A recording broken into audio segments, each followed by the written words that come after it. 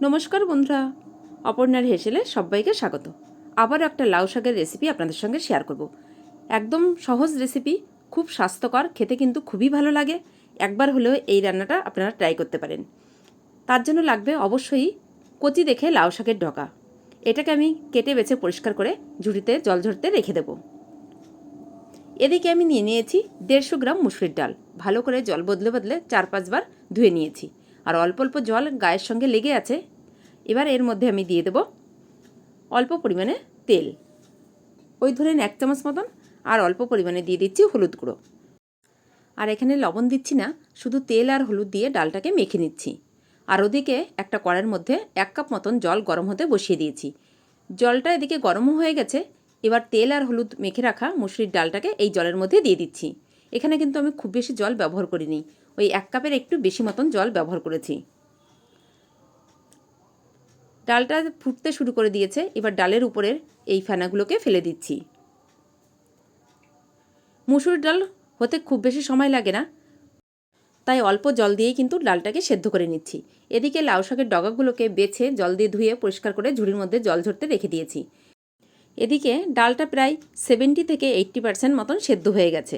পুরোপুরি ডালটাকে সেদ্ধ করব না। এই পর্যায়ে এর মধ্যে যে লাউ শাকের ডগাগুলো কেটে বেছে পরিষ্কার করে রেখেছিলাম সেই ডগাগুলো দিয়ে দিচ্ছি ডাটা পাতা একসঙ্গে।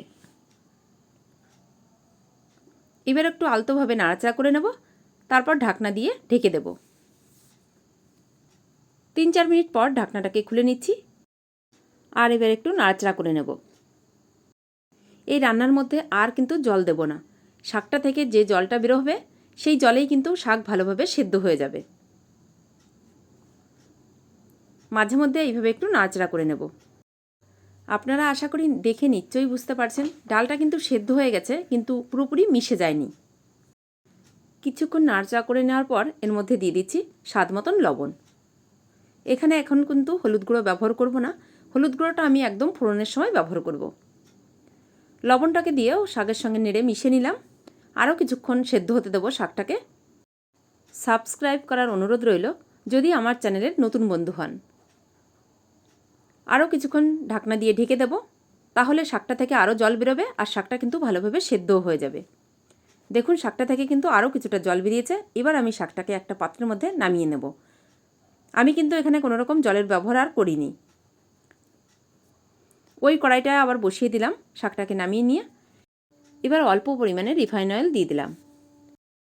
আগেই বলেছি একটা স্বাস্থ্যকর রেসিপি, তাই অল্প পরিমাণে তেল দিয়ে দিলাম এর মধ্যে, খুব বেশি তেল দেওয়ার দরকার নেই। আর 1/2 চামচ মতন কালো জিরে ফোড়নে দিয়ে দিলাম, আর 8-10 কোয়া রসুন থেতো করে এই কালো জিরের মধ্যে ফোড়নে একসঙ্গে ভেজে নিচ্ছি।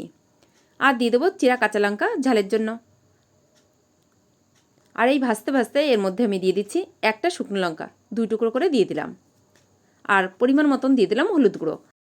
এবার কিছুক্ষণ নাড়াচাড়া করে নিয়ে যে শাক ডালটা নামিয়ে রেখেছিলাম ওইটা এবার দিয়ে দিচ্ছি। ফোড়নের মধ্যে সব শাক ডালটা ঢেলে দিয়ে নাড়াচাড়া করে নিলাম। এবার কিছুক্ষণ রান্না করে নেব। আর এইভাবে রান্না করতে করতে আপনারা যেরকম ঝোল পছন্দ করেন শাকের মধ্যে সেরকম ঝোল রেখেই এটাকে নামিয়ে নিতে পারেন। আর এই নামানোর আগে এর মধ্যে দিয়ে দিতে হবে স্বাদের জন্য অল্প পরিমাণে চিনি।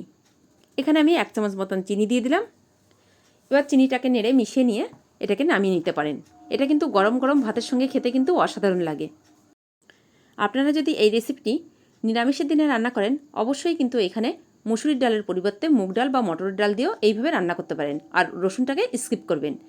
আর আমার মনে হয় এই শাক ডালটা মুসুরির ডাল দিয়ে রান্না করলেই বেশি টেস্ট হয়, তাই আমি এখানে মুসুরির ডাল দিয়েই রান্না করে আপনাদের সঙ্গে শেয়ার করলাম।